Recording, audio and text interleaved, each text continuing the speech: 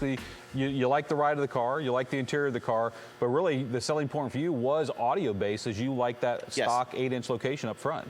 Yep. In fact, people gave me a hard time. The house we just sold and built the house around the audio system. Well, there's nothing wrong with that. Nope, that's what I'm doing again. There's nothing wrong with that. All right, so obviously you bought the car. Obviously you put different wheels and tires on it. Oh yeah, these are actually kind of limited edition. In fact, limited edition to 3 sets in the world. Really? Yep, these are from HE Forged. Our good buddy Rick Semeny made 3 sets. I got one, he got one, and another set went on a car that was in the Ford booth. So they are very limited edition. They're 9-inch by 19 in the front and 10-inch by 19 in the back. And just absolutely, they're 3-piece forged wheel, extremely light, but like I say, I really like the style, and we've added the little blue stripes around the little wheel bands to protect the wheels, and they actually do a really good job. Those wheel bands actually saved the right front wheel when a lady decided to merge into my car while I was not moving, and that actually protected that really rare wheel. So without that, it probably wouldn't be on the car anymore. So when you say they're rare wheels, it's literally one of 3 sets in existence. So I don't think that he could ever reproduce them. They were, custom, built that, was a prototype, and then of course got a compressor going off in the back room.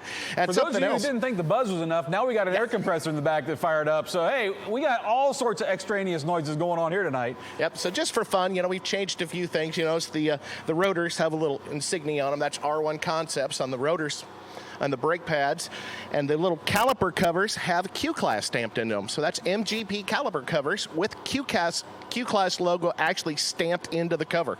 That, John, I have never noticed that until you just point out that has the Q-Class logo in the caliper. So this is our Q-Class demo, and I really took everything to the extreme. In fact, you'll see the license plate is Q-Class also, and the floor mats. So. Okay, so where do you want to start? Do you want to start in the cabin, or you want to start in the trunk? You tell me where you want to start. Let's start in the cabin. Since you talked about 8-inch mid-base drivers to begin with, let's see what you've got going on here in the vehicle. Let's see if we can get Tim around here with a camera.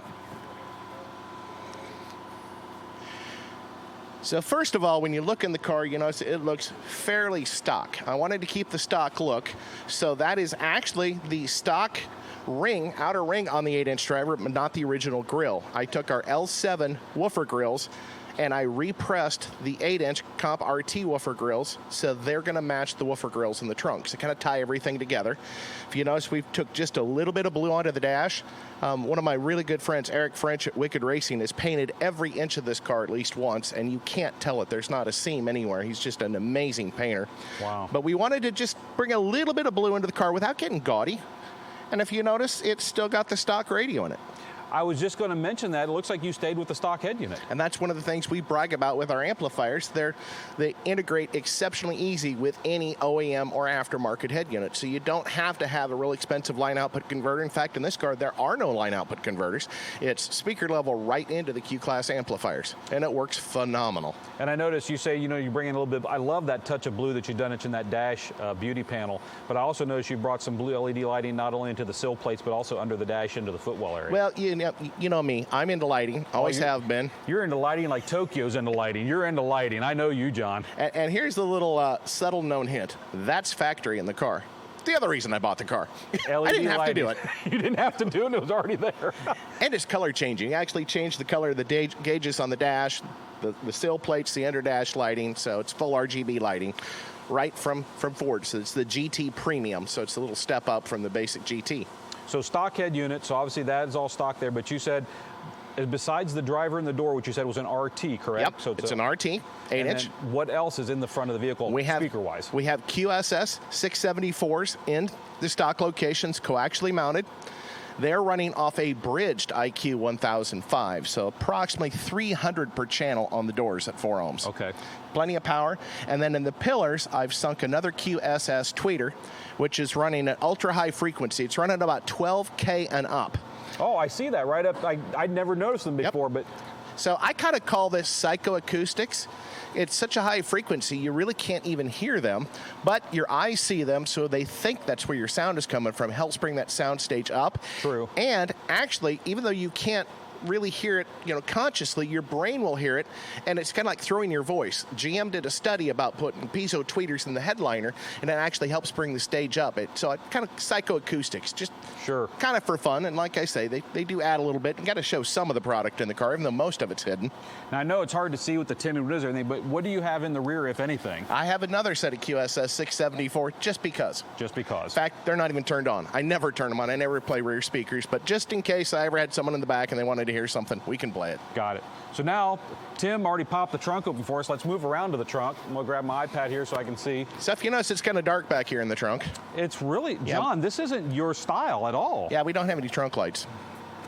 So we had to add a little bit. Whoa. So you see John, two IQ 1001s. Okay, seriously, I got it. Folks, seriously, this is the first time that I've seen John's trunk lit up. Now, I've seen your trunk. I've seen you working on it. I've seen it in the back. But this is quite literally the first time I've seen it lit up. John, this is gorgeous, brother. It's fun. Oh, man. And in fact, I've got another little trick up the sleeve. So should you want to, you can add some more ambient lighting in white or blue. So you get your options, kind of whatever mood you happen to feel. I didn't want to go the full RGB lighting. It just white or blue is all this car really needs. This man, John, this is clean. I mean, so you asked what we have in our rides, and you can see this is why we picked John to be one of the first 4 cars we go over, because this is a really over-the-top installation, the attention to detail, the integration, the car itself. This is definitely over the top. So, John, I can see from looking at the front, you've got the Q-Class crossovers, the passive crossovers on display. There's KICKER amp distribution wiring up in front of that. But then tell me, what amplifiers are in here and what subwoofers are you running? Okay, so there's 2 IQ 1001s, each one driving one of the Q-Class L710s. Okay. So about 1,200 watts per 10. Okay, 1,200 So plenty of power. I'm all about the power. You got to have enough power. Sealed, ported? It is sealed, so the whole floor well of the car has been fiberglassed. Actually, more or less Duraglass. So in this car, there's 3 ultra bulk packs of hush mat. So, there's a ton of sound dampening material. And on top of that, I separated the fender well, or the spare tire well, and I used 2 gallons of Duraglass to reinforce the fender or the spare tire well to make sure it was a rock solid enclosure. So once again, they are separate separate chambers for the front and rear woofer. So plenty of power. We've got the 2 excess power batteries up front, strapped down. Like I say, it takes power to make power, so you got to have everything to back it up.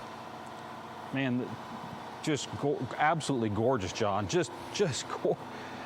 I mean, this is the first time I've seen it put together and lit up like this, John. It's gorgeous, John. Oh, I love it. It's fun. Now, the subtle details like you talk about that make everything worth it. If you notice the grills on the L7, as we mentioned, I took those same grills for the Q-Class, and I repressed the front grills. But more importantly, like I did with the inside of the car, kind of tie everything together.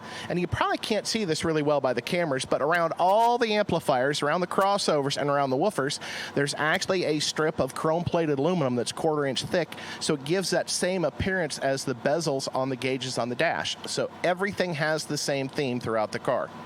Robert Hi-Fi Vega, I see a question. He says, all I need to know is if Courtney Hanson has sat in that car or not. No, actually, she hasn't. Not yet, but she will. We just broke your heart, Hi-Fi. Sorry about that. She has sat in her company minivan many times. That's true. That's true. That's very true.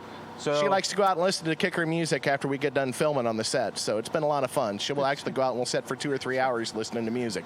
So Thomas Marshall might go a little bigger on the amp. Just want to hear it first. I'm sure.